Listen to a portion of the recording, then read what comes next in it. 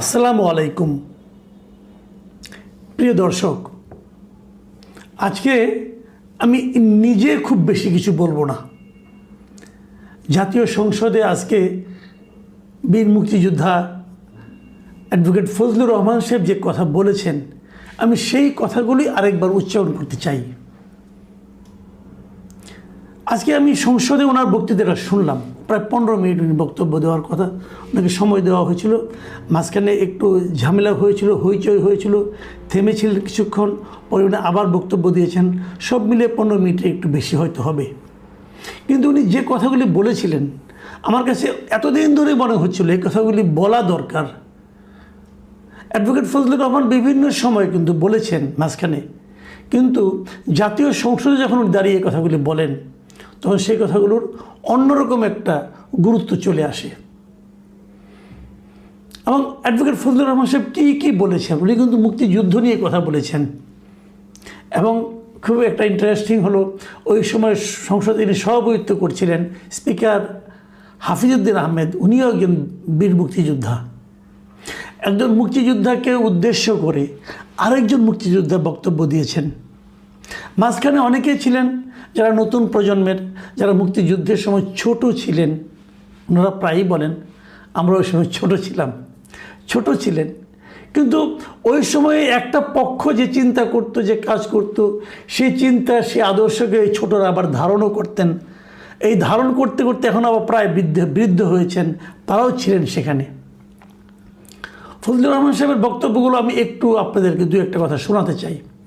যেমন উনি 5ই আগস্টের যে আন্দোলন ছিল, সে আন্দোলনে যারা নিহত হয়েছিলেন তাদের প্রতি শ্রদ্ধা জানিয়েছেন। কিন্তু শ্রদ্ধা জানিয়ে উনি বলেছেন যে 5ই আগস্টকে উনি বিপ্লব বলতে রাজি নন। তেনার ভাষায় উনি কী বলেছেন, যে আগস্ট কোনো বিপ্লব নয়, আগস্ট হলো গণ অভ্যুত্থান। সেই অভ্যুত্থানকে যারা মুক্তিযুদ্ধ এবং মুক্তিযোদ্ধার সঙ্গে তুলনা করতে চায়, জুলাই যুদ্ধ এবং মুক্তিযুদ্ধ, তাদের সবাইকে আমি বলবো এই কথাটা বলাই অন্যায়। এবং তারপর উনি একটু তুলনা করতে যে বলেছেন, প্রশান্ত মহাসাগরের সঙ্গে কুয়ার তুলনা এবং হিমালয় পর্বতের সঙ্গে টিলার তুলনা করার মতো হবে এই দুটো তুলনা। অনেকে কিন্তু আমরা শুনেছি গত বেশ কয়েকদিন ধরে, গত 1.5 বছর ধরে, এটা 5ই আগস্টকে তারা বলতে দ্বিতীয় মুক্তিযুদ্ধ, দ্বিতীয় স্বাধীনতা, তারপরে আপনার বিপ্লব হয়েছে। ভাই, বিপ্লব এত সহজ না। বিপ্লব অন্য জিনিস। বিপ্লবের পিছনে একটা আদর্শ থাকে, বিপ্লবের পিছনে একটা বিপ্লবী সংগঠন থাকে। এটা এভাবে বিপ্লব হয় না। যাই হোক, আমরা বিভিন্ন সময় বলেছি ছোট মানুষ, আমাদের গলার আওয়াজটা এত দূর যাবে না। কিন্তু আজকে ফজলুর রহমান সাহেব যেভাবে, যে ভঙ্গিতে কথা বললেন, ওনার বয়স 77 বছর, কিন্তু উনি যেভাবে কথা বললেন, আমার কাছে মনে হলো যে এই সমস্ত লোকদের পক্ষেই মুক্তিযুদ্ধ করা সম্ভব। আমি মাঝে মাঝে মেজর হাফিজউদ্দিন আহমেদ, যিনি স্পিকার, ওনার কণ্ঠেও সেই ধরনের কথা শুনি। মুক্তিযুদ্ধের আসলে কাউকে তোয়াক্কা করতো না, ওনাদের বিশ্বাস ওনাদের মুখ দিয়ে উচ্চারিত হতো। সেই দৃশ্য যেন আমি আজকে আবার দেখলাম। তিনি জামায়াত সম্পর্কে বলেছেন। জামায়াত ইলেকশনের আগে একটা ধারণা তৈরি করা হয়েছিল, একটা আওয়াজ তোলা হয়েছিল যে জামায়াতের সংখ্যাগরিষ্ঠতা পেয়ে যাচ্ছে। কেউ বলেছিল জামায়াত নাকি 2/3 পেয়ে যাবে। তখন ওই ফজলুর রহমান সাহেব কিন্তু বারবার বলেছেন, আমার অনুষ্ঠানে অনেকবার বলেছেন, এবং সেই কথাটা উনি আবার উচ্চারণ করেছেন। তিনি বলছেন, আজকে যেটা বললেন আমি পড়ে শোনাচ্ছি আপনাদের, যে আমি হতভাগা ফজলুর রহমান বলেছিলাম জামায়াত জোট যদি মেজরিটি পায় তাহলে আমি বিষ খাবো। এই কথাটা বলেছি, কথা সত্য। আমি বলে যাচ্ছি, এবং তারা কোনোদিন যুদ্ধে জয়লাভ করতে পারে না, রাজনৈতিক যুদ্ধে, কারণ তাদের পূর্বপুরুষ বাংলাদেশ চায় নাই। এবং তিনি আরও বলেছেন, যতদিন রয়্যাল বেঙ্গল টাইগার থাকবে মুক্তিযোদ্ধা জিতবে, রাজাকার কোনো দিন এদেশে জয়লাভ করতে পারবে না, আমি চ্যালেঞ্জ দিয়ে গেলাম। উনি সেই চ্যালেঞ্জটা আবার দিলেন। কেন? এর পেছনে অন্তর্নিহিত কী শক্তিটা ওনার কাজ করেছে। আমিও কিন্তু সেটাই বলি, যে এই বাংলাদেশ নামটা আমরা যে কারণে পেয়েছি, যার মাধ্যমে পেয়েছি, যে মুক্তিযোদ্ধাদের মাধ্যমে পেয়েছি, সেই যুদ্ধটাকে আপনি, যে যুদ্ধের যে আদর্শ, সেই যুদ্ধের যে প্রেরণা, সেটাকে আপনি ছোট করে দেখতে পারবেন না। সেই প্রেরণা, সেই আদর্শ বারবার এই ভূখণ্ডে জয়লাভ করবে এবং এটাই স্বাভাবিক। মুখে অনেক অনেক কিছু করবে, অনেকের শাসন নিয়ে মানুষ বিরক্ত হবে, কিন্তু ভোট দেওয়ার সময় ওই প্রসঙ্গটা বড় হয়ে দেখা দেবে। সেটা হলো যে আমাদের উৎসটা কোথায়, আমরা কোথা থেকে এলাম, এই দেশটা কোথা থেকে এলো, এই পতাকা কোথা থেকে এলো। সেই প্রশ্নগুলো মানুষ যখন নিজেকে একবার করবে, তারা তখন ওই মুক্তিযুদ্ধে যারা বিরোধিতা করেছিল, যারা এই বাংলাদেশ চায়নি, তাদের পক্ষে ভোট দিতে পারবে না। ফজলুর রহমান সাহেব কিন্তু এই কথাটি বলেছেন। ওনাকে নিয়ে যে কথাগুলি বলা হতো এই গত 18 মাস, এই 18 মাসে কিন্তু অনেকে ওনাকে নানাভাবে অপমান করার চেষ্টা করেছে। ওনার বাসার সামনে নানা ধরনের স্লোগান দেওয়া হয়েছে, ওনাকে অপমান করার জন্য অশ্লীল অশ্লীল কথা বলা হয়েছে। সেই সময়ে উনি অনেক অপমানিত হয়েছেন এবং তার জন্য ওনার দলও ওনার বিরুদ্ধে ব্যবস্থা নিয়েছিল। তারপর উনি চুপ করেছিলেন। সেই কথাগুলি আজকে উনি আবার উচ্চারণ করলেন। আমি ওনার কথা থেকে আবারও পড়ছি। উনি বলেছেন, আমরা কি মুক্তিযুদ্ধ করি নাই? যেমন বিরোধী দলের নেতা বলেন তাকে আমি অসম্মান করি না, সবসময় মাননীয় বলে কথা বলি, কিন্তু তার দলের লোকজন এখানে বসে আছে, তারা আমাকে ফজা পাগলা বলে কথা বলে, তারা নাকি সভ্য, তারা নাকি ইসলাম। এবং উনি যে বলেছেন, ওই দিন বলল যে আমার দাড়ি পাকা, আমার চোখের সব পাকা। উনি আমার চেয়ে 10 বছরের ছোট, আমার বয়স 78 বছর, আমি 48 সালে জন্মগ্রহণ করেছি, উনি 58 সালে জন্মগ্রহণ করেছেন। এবং এক পর্যায়ে স্পিকারটাকে থামে বলে, এই ধরনের কথা কি ওনাকে কেউ বলেছে? উনি জোর দিয়ে বলেছেন, হ্যাঁ বলেছে। যা হোক, এবং উনি বিরোধী দলের নেতার একটা কথার ব্যাপারে উনি আপত্তি করেছেন, মানে ডক্টর শফিকুর রহমান, জামাতে যিনি আমির, তার সম্পর্কে উনি বলেছেন যে বিরোধী দলের নেতা, উনি মুক্তিযুদ্ধ পরিবারের লোক এবং উনি শহীদ পরিবারের লোক এবং উনি জামাত ইসলাম করেন। এটা ডাবল অপরাধ।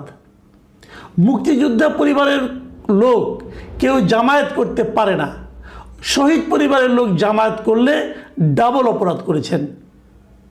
মানে ওনার বক্তব্যটা কিন্তু ক্লিয়ার যে যার কারণে আমি শহীদ হলাম, যে আমাকে হত্যা করলো, আমি যদি তার দল করি তাহলে সেটাকে কিন্তু ভালো বলার কোনো সুযোগ নেই। যদিও এটা জামাতে ইসলামের উনি আমির, উনি জবাব দিয়েছেন, সেই জবাবটা আমি পরে আসবো, পরে ওনার জবাবটা আমি বলবো। এবং এখানে আরেকটা কথা বলেছেন ফজলুর রহমান সাহেব, এটা আমার মানে খুবই ইন্টারেস্টিং মনে হচ্ছে। উনি বলেছেন যে আমাদের নেতা জিয়াউর রহমানকে পেলে এরা হত্যা করত 16ই ডিসেম্বরের আগে। এই কথাটা কিন্তু একটা নির্মম সত্য। ধরা যাক, হাইপোথেটিক্যালি ধরেন আপনি মুক্তিযুদ্ধ চলার সময় যদি জিয়াউর রহমান এই রাজাকারদের হাতে, আলবদরদের হাতে ধৃত হতেন, ধরা পড়তেন, আপনার কি মনে হয় জিয়াউর রহমানকে তারা ছেড়ে যেত?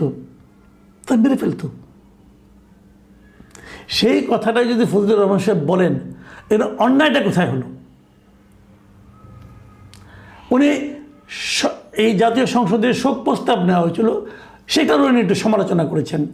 উনি বলেছিলেন যারা যুদ্ধ অপরাধী ছিল তাদের ব্যাপারে যে শোক প্রস্তাব নেওয়া হয়েছে সংসদে, এটা একটা খুবই দুর্ভাগ্য। উনি এই শোক প্রস্তাবে যুদ্ধ অপরাধীদের ব্যাপারে শোক প্রস্তাব নেওয়াটা ভুল হয়েছে বলে উনি সংসদের সমালোচনা করেছেন। আরেকটা কথা, যে কথাটা ইদানিং কেউ বলে না এবং বলা জরুরি, আমি কিন্তু অনেকদিন আগে থেকে বলে আসছি, সেটা হলো উনি বলেছেন, আমি ওনার কথাগুলি পড়ে শোনাই।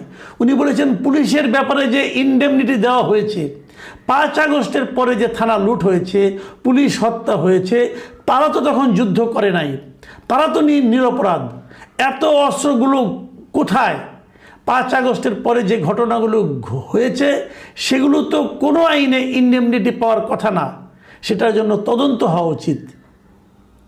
আমি জানি না ইনডেমনিটিতে 5 আগস্টের পরের ঘটনাও অন্তর্ভুক্ত হবে কি না, কিন্তু আমি নিজেও মনে করি এটা হওয়া উচিত নয়। আমি বলেছি যে মাঝখানে কিছুক্ষণ গণ্ডগোল হয়েছিল, তাকে বক্তব্য দেওয়ার থেকে বিরত রাখার জন্য নানা রকম কথাবার্তা হয়েছিল, হইচই হয়েছিল, বিরোধী দলের সদস্যরা চিৎকার চেঁচামেচি করেছেন।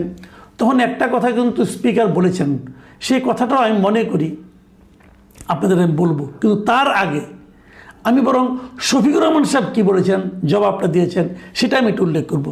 শফিকুর রহমান সাহেব বলেছেন তিনি আমাকে পার্সোনালি অ্যাটাক করেছেন, মানে ইনি মানে ফজলুর রহমান সাহেব, তিনি বলেছেন, আমি বলে থাকি আমি শহীদ মুক্তিযোদ্ধা পরিবারের সদস্য। উনি এটাকে চ্যালেঞ্জ করেছেন। 2 নম্বর, উনি বলেছেন কোনো মুক্তিযোদ্ধা বা শহীদ মুক্তিযোদ্ধা পরিবারের কেউ জামায়াত ইসলামী করতে পারে না। তাহলে কি ওনাকে জিজ্ঞাসা করা লাগবে? এটি আমার নাগরিক অধিকার, আমি কোন দল করব, কোন আদর্শ অনুসরণ করব, এর উপর হস্তক্ষেপ করার ন্যূনতম কোনো অধিকার রাষ্ট্র কিংবা সংবিধান কাউকে দেয়নি। খুব চমৎকার কথা, কিন্তু আমার পছন্দ হয়েছে যে ওনার এটা নাগরিক অধিকার। মুক্তিযোদ্ধা পরিবারের সন্তান হয়ে মানে আপনার জামাতে ইসলাম করা যাবে কি যাবে না, সে আদর্শ গ্রহণ করা যাবে কি যাবে না, সেটা নিয়ে হয়তো বিতর্ক থাকতে পারে, সে আলোচনায় আমি যাচ্ছি না। আমি ওনার শেষ কথাটা বলছি যে আমি কোন আদর্শ অনুসরণ করব, আমি কোন দল করব, সেটা আমার নাগরিক অধিকার। একদম চমৎকার কথা। এবং রাষ্ট্র এবং সংবিধান আমাকে অধিকার দিয়েছে। আমিও সেই কথাটাই বলি, কে কোন দল করবে তার নাগরিক অধিকার। সংবিধান আমাদেরকে সেই অধিকার দিয়েছে। সংবিধান মানুষকে বাক স্বাধীনতা দিয়েছে, সংবিধান মানুষকে দল করার স্বাধীনতা দিয়েছে। তাহলে ভাই আওয়ামী লীগকে